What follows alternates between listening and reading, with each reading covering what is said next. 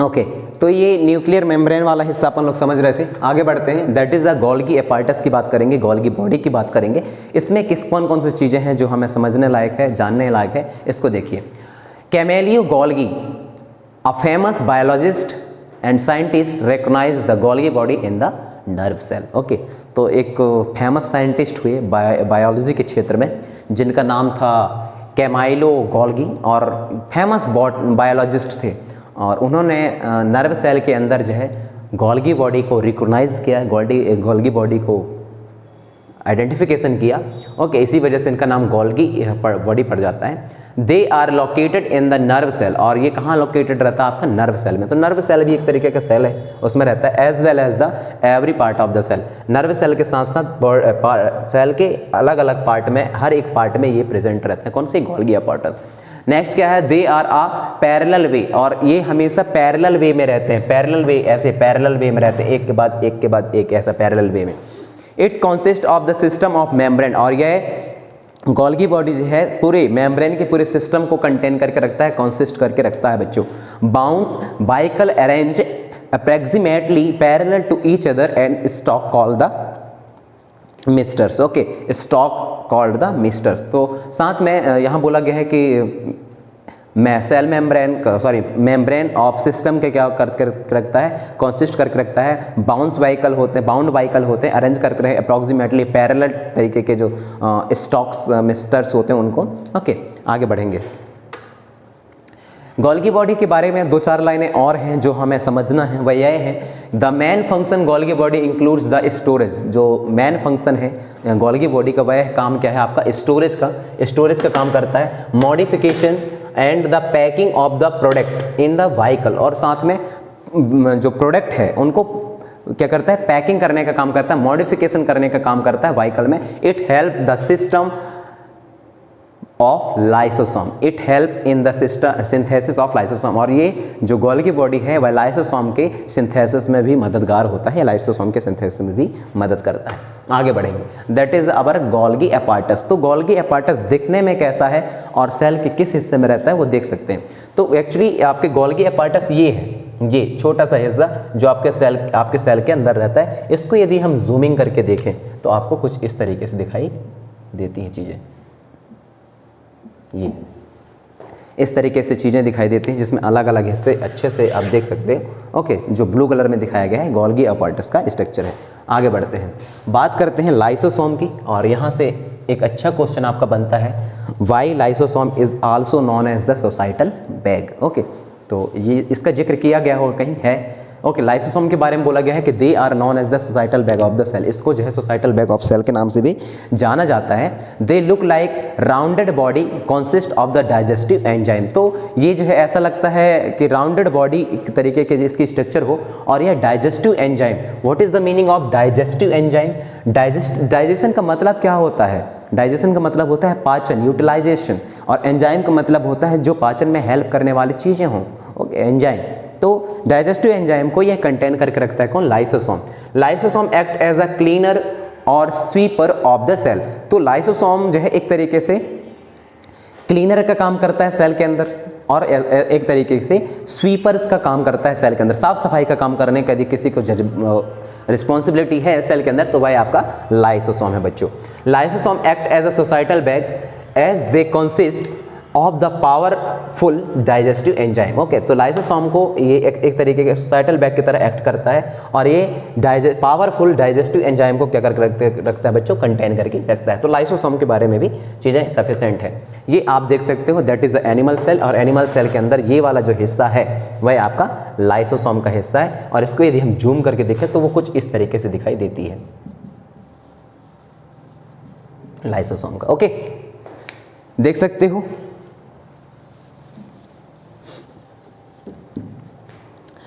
मेरे ख्याल से आप लोगों को चीज़ें समझ में आ रही होंगी ना। चलिए बाकी चीज़ें देखते हैं। Okay that is a mitochondria. तो माइटोकॉन्ड्रिया भी आपका सेल का ही हिस्सा है। माइटोकॉन्ड्रिया के बारे में पढ़ते हैं, और माइटोकॉन्ड्रिया के पावर हाउस ऑफ सेल के नाम से भी जाना जाता है बच्चों। Okay, it is also known as the power house of cell. देखिए ये है पावर हाउस ऑफ सेल के नाम से जाना जाता है, क्योंकि सेल की जितनी भी डिमांड है एनर्जी की वो सब पूरा करने के यदि किसी को कॉन्ट्रीब्यूशन जाता है तो भाई माइटोकॉन्ड्रिया को जाता है of the cell. Its help in the power production of ATP, और ये किसकी प्रोडक्शन पे मदद करता है? एटीपी की प्रोडक्शन पे मदद करता है, और एटीपी का फुल फॉर्म होता है एडेनोसिन ट्राइफॉस्फेट। ओके, तो एटीपी के फॉर्म पर एनर्जी को सेव करके रखता है, उसके प्रोडक्शन में हेल्प करता है, और एटीपी का फुल फॉर्म एडेनोसाइन ट्राइफॉस्फेट होता है। Okay, mitochondria have the two membrane covering in which outer membrane is the porous in nature and while the inner membrane is the deeply folded. Okay, तो जो mitochondria बच्चों वो दो membrane से cover होकर के बनता है। जो बाहर वाली मेम्ब्रेन रहती है उसको पोरस नेचर का होता है वो, और जो अंदर वाली मेम्ब्रेन होती है वह डीपली फोल्डेड रहती है। ओके, इसके स्ट्रक्चर जब देखेंगे तब समझ में आ जाएगा। It is a double membrane structure. जो माइटोकॉन्ड्रिया है वह डबल मेम्ब्रेन स्ट्रक्चर हो गया, क्यों? क्योंकि अभी हमने ऊपर देखा कि कौन सा मेम्ब्रेन किसको कंटेन करके रखता है। Okay, double membrane structure, outer membrane को पोरस नेचर का होता है, इनर मेम्ब्रेन डीपली फोल्डेड रहता है, और क्रिएट करते हैं large surface area for ATP generation, ताकि ज़्यादा से ज़्यादा एटीपी का जनरेशन किया जा सके, इसलिए ज़्यादा से ज़्यादा एरिया को कवर करके रखते हैं, और केमिकल रिएक्शन पे एटीपी का फॉर्मेशन करते हैं। नेक्स्ट बढ़ते हैं। ATP adenine triphosphate is the energy currency of the cell is used for. Okay, तो एटीपी को एनर्जी करेंसी के नाम से भी जाना जाता है बच्चों। ओके, एनर्जी करेंसी के नाम से भी जाना जाता है। Energy currency of cell is also known as the ATP. Okay, तो आप ये क्वेश्चन भी आप अपने दिमाग में रखिए, क्योंकि ये यहाँ से भी एक अच्छा क्वेश्चन बन सकता है आपका ऑब्जेक्टिव क्वेश्चन के टाइप पर। Okay, ranking new chemical compound for the mechanical work, और साथ में केमिकल कंपाउंड की रैंकिंग करता है मैकेनिकल कामों के लिए, मैकेनिकल वर्क के लिए। ये देख सकते हैं आप लोग, माइटोकॉन्ड्रिया का यहाँ स्ट्रक्चर दिखाया गया है। को कुछ इस तरीके का स्ट्रक्चर होता है, जो दो डबल मेम्ब्रेन स्ट्रक्चर होते हैं। तो आप इनर मेम्ब्रेन ये वाला हिस्सा है।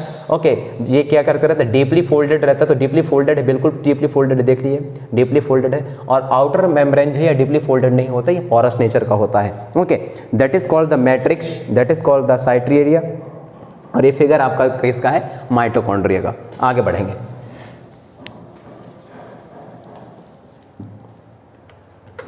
Okay, that is a plastids. Plastids की बात करते हैं, ये भी आपके सेल का ही एक हिस्सा है। Plastids present only in a plant cell. किस में प्रेजेंट रहता है बच्चों? प्लाज्लेट्स प्लांट सेल में प्रेजेंट रहता है। They are two type of plastids, और ये दो तरीके के प्लाज्लेट्स होते हैं। एक होता है आपका एक हो जाता है आपका क्रोमोप्लास्ट, जो कि कलर्ड प्लास्टिक रहता है, और दूसरा होता है ल्यूकोप्लास्ट, जो कि कलरलेस प्लाज्लेट्स रहता है। तो प्लाज्लेट्स का क्या बताया मैंने कि प्रेजेंट रहता है प्लांट सेल में, प्रेजेंट रहता है। एनिमल सेल में प्लाज्लेट्स नहीं पाए जाते, प्लांट सेल में पाए जाएंगे। प्लांट सेल में प्रेजेंट रहता है। They are two type of plasmid, दो तरीके के प्लाज्मिड्स होते हैं। एक होता है आपका क्लोरोप्लास्ट वाला प्लाज्मिड्स, जो कि कलर्ड वाला प्लास्टिक होता है, और दूसरे जो होते हैं उसको बोला जाता है ल्यूकोप्लास्ट, और ये कलरलेस तरीके का प्लाज्मिड्स होता है। Plasmids with the chlorophyll pigment are called as the chloroplast. तो यदि प्लाज्मिड साथ में क्लोरोफिल मिल गया तो ये दोनों कंबाइन तौर पर क्लोरोप्लास्ट का फॉर्मेशन करते हैं। दे कैन बी ग्रीन, और ये हो सकते हैं अलग अलग कलर के, जैसे ग्रीन हो सकता है, रेड हो सकता है, येलो हो सकता है, और ब्राउन हो सकता है, depending upon the type of the pigment. वो इस पर डिपेंड करता है कि जो पिगमेंट है वह किस तरीके का है। तो प्लांट सेल में प्लाज्मिड्स यदि रेड पिगमेंट से मिलता है तो आपका जो रेड के तरीके के प्लाज्मिड्स बन जाएंगे, येलो से मिलता है तो येलो तरीके के, ब्राउन से मिलता है तो ब्राउन तरीके के। तो ये किस पर डिपेंड रहता है? Actually pigment, type of pigment पर डिपेंड करता है। आगे बढ़ेंगे। That is a function. Function क्या है आपका क्लोरोप्लास्ट का? Okay, chloroplast are known as the kitchen of the cell. Okay, बहुत बढ़िया। यहाँ भी एक अच्छा क्वेश्चन बनता है कि जो क्लोरोप्लास्ट है उसको किचन ऑफ द सेल भी बोला जाता है, सेल का kitchen. Okay, kitchen of the cell के नाम से भी जानी जाती है। It help in the synthesis of food, और ये फूड के सिंथेसिस में, फूड के सिंथेशन पे मदद करता है by the process of the photosynthesis. किस प्रोसेस के थ्रू अपना खाना बनाते हैं? फोटोसिंथेसिस के थ्रू जो प्लांट है वह अपना खाना बनाते हैं, तो उसमें यह मददगार होता है। ल्यूकोप्लास्ट जो है ये स्टोर करता है मटेरियल को, जैसे कि स्टार्च हो गया, ऑयल हो गया, और प्रोटीन प्रोडक्ट को। तो ल्यूकोप्लास्ट जो है किन किन अलग अलग चीज़ों को कंटेन कर रखता है? मैंने बोला स्टार्च, ऑयल और प्रोटीन। क्लोरोप्लास्ट क्या है? क्रोमोप्लास्ट क्या है? क्रोमोप्लास्ट जो है, chromoplast impact colour to the flower which help in a pollination. तो जो आपका क्रोमोप्लास्ट है, क्रोमो का मतलब कलर, जो क्रोमोप्लास्ट है वह फ्लावर के जो कलर किस तरीके से रहेंगे उसको डिसाइड करता है, जिससे पॉलिनेशन के प्रोसेस में यह मददगार हो सके, पॉलिनेशन के प्रोसेस आसानी से इसमें हो सके। बच्चों आगे बढ़ेंगे। ओके, ये देख सकते हो, यही है आपका ये लीफ के अंदर का स्ट्रक्चर है जिसके अंदर क्लोरोप्लास्ट रहता है और कुछ ऐसे बंडल तरीके से ऐसे जमे रहते हैं और इसी को क्या बोला जाता है, किचन ऑफ द सेल भी इसी को बोला जाता है। ये अच्छे से देख सकते हैं क्लोरोप्लास्ट का आपका स्ट्रक्चर है। आगे बढ़ते हैं, बात करते हैं वैक्यूल्स की, फूड वैक्यूल्स की। जो प्लांट है उसमें वैक्यूल्स का क्या मददगार है, स्टोरेज सैक फॉर सॉलिड और लिक्विड मटेरियल। तो जो वैक्यूल्स रहते हैं वह एक तरीके का स्टोरेज सैक होते हैं सॉलिड और लिक्विड मटेरियल के लिए। Vacuole are large and the numbers of the plant cell. Okay, तो जो वैक्यूल है वह बड़े होते हैं, साइज में लार्ज होते हैं और न्यूमरस होते हैं प्लांट सेल में। दे आर स्मॉल और absent in the animal cell. और ये यदि जो वैक्यूल्स वह छोटे रहते हैं लेकिन एनिमल सेल के केसेस पर ये एब्सेंट रहते हैं। दो चीज़ें हमने देखी, क्लोरोप्लास्ट भी आपका एनिमल सेल में नहीं पाया जाता, क्रोमोप्लास्ट भी आपके एनिमल सेल में नहीं पाए जाते। ओके, साथ में आपने देख लिया प्लाज्मिड्स आपके एनिमल सेल में नहीं पाए जाते। और नेक्स्ट हो गया वैक्यूल आपके प्लांट सेल में नहीं पाए जाते बच्चों। तो ये 4 बेसिस पर प्लांट सेल जो है एनिमल सेल से अलग होता है। ओके, आगे बढ़ेंगे। ये देख सकते हो, ये सेल है, सेल के अंदर ये वैक्यूल्स यहाँ पास प्रेजेंट रहता है ये। ओके, आगे बढ़ते हैं। That is a mitochondria, ribosome. Okay, ये अलग अलग हिस्से हैं। आगे देखिए, सेल वॉल। ये सेल वॉल भी एक तरीके का इंपॉर्टेंट कैरेक्टर है जो प्लांट सेल को एनिमल सेल से अलग करता है। क्या है, a rigid outer covering outside plasma membrane is called the cell wall. मतलब एक प्लांट सेल के केस में रिजिड तरीके के आउटर कवरिंग स्ट्रक्चर होता है आउटसाइड प्लाज्मा मेम्ब्रेन के बाहर। प्लाज्मा मेम्ब्रेन मतलब वही है सेल के बाहर वाली स्ट्रक्चर, यहाँ पास इसमें रेजिड आउटर कवरिंग एक तरीके के स्ट्रक्चर होती है जिसको अपन लोग सेल वॉल बोलते हैं। It is found mainly fungi. ये कहाँ पाए जाते हैं, ज़्यादातर फंजाई में पाए जाएंगे, कुछ बैक्टीरिया में पाए जाएंगे। बैक्टीरिया में कैसे, बैक्टीरिया तो एनिमल है लेकिन एक बैक्टीरिया है बच्चों जिसका नाम साइनोबैक्टीरिया, और साइनोबैक्टीरिया में क्लोरोप्लास्ट पाया जाता है, सेल वॉल पाई जाती है। ओके, उसमें क्लोरोफिल भी पाया जाता है। एंड प्लांट सेल में पाए जाते हैं। It is found mainly fungi, bacteria and plant cell. In the plant cell wall is made of the cellulose. और जो प्लांट सेल वॉल होते हैं वह सेलुलोज से मिलकर के बने होते हैं। ओके, प्लांट सेल वॉल किससे मिलकर के बने होते हैं, सेलुलोज से मिलकर के बने होते हैं। आगे बात करते हैं। ये देख सकते हो सेल वॉल का स्ट्रक्चर है, ये कुछ इस तरीके का सेल के अंदर की ही स्ट्रक्चर है सेल वॉल की। ओके, अच्छे से ऑब्जर्व कर सकते हैं आप लोग। आगे बढ़ते हैं। Membrane, plasma membrane. Plasma membrane की बात करते हैं। सेल का सबसे आउटर हिस्सा प्लाज्मा मेम्ब्रेन। ओके, उसके ऊपर आपके सेल वॉल पाए जाते थे, लेकिन यदि एनिमल सेल की बात करूं तो एनिमल सेल के केसेस पर यह सबसे आपका बाहरी वाला हिस्सा है। Okay, plasma membrane is the outermost covering of the cell that separate the cell from the external environment. Okay, तो प्लाज्मा मेम्ब्रेन जो है सेल का सबसे आउटर मोस्ट कवरिंग लेयर होता है जो कि सेपरेट करता है किसको, सेल को एक्सटर्नल एनवायरनमेंट से, बाहर एक एनवायरनमेंट से सेल को अलग करता है। It is a semi permeable. लेकिन ये कैसे होते हैं बच्चों, सेमी प्रेमेबल होते हैं। सेमी प्रेमेबल का मतलब होता है बच्चों, प्रेमेबल का मतलब समझ लीजिए, फिर सेमी प्रेमेबल का मतलब ऑटोमेटिक आपको समझ में आ जाएंगे।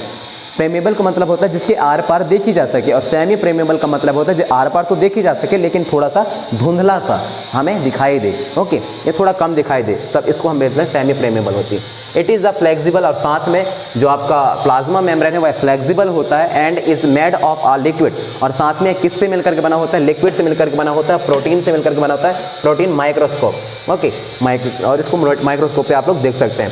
फ्लेक्सिबिलिटी, इसकी फ्लेक्सिबिलिटी क्यों है, मेम्ब्रेन फ्लेक्सिबल क्यों है, क्योंकि ये हेल्प करता है cell to engulf in a food and the other material from its external environment. This process is called the